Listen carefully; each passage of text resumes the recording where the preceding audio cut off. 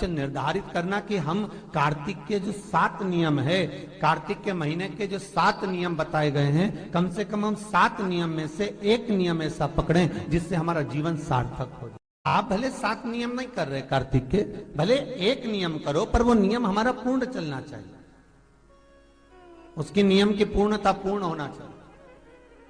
आपको कहा था कार्तिक के 7 नियम हैं, उसमें पहला दीपदान, दूसरा तुलसी पूजन, तीसरा भूमि पर शयन, चौथा शरीर पर तेल नहीं लगाना, पांचवा सुंदर दलहन चीजों का त्याग करना, और छठा ब्रह्मचार्य व्रत का पालन करना, और सातवां अपने जीवन में कार्तिक के महीने में चाहे वाणी का संयम हो, चाहे भोजन का संयम हो, चाहे शब्दों का संयम हो, चाहे दृष्टि का संयम हो, चाहे इंद्रियों का संयम हो, वो संयम रखें, वो संयम धारण करना।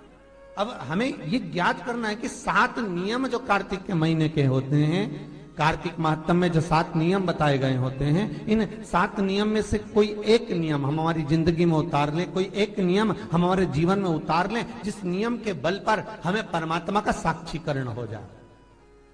कोई एक नियम, अगर आप दीप दान कर रहे हो कार्तिक के महीने में, प्रतिदिन आपने 1 महीने तक दीप दान करा महाराज, तो ये भी आपका एक नियम है।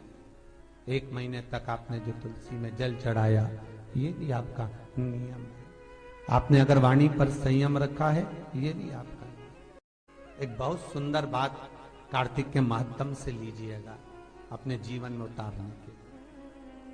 कार्तिक के महीने का 7वां नियम याद रखना, संयम। किस समय पर किस चीज का संयम होना चाहिए।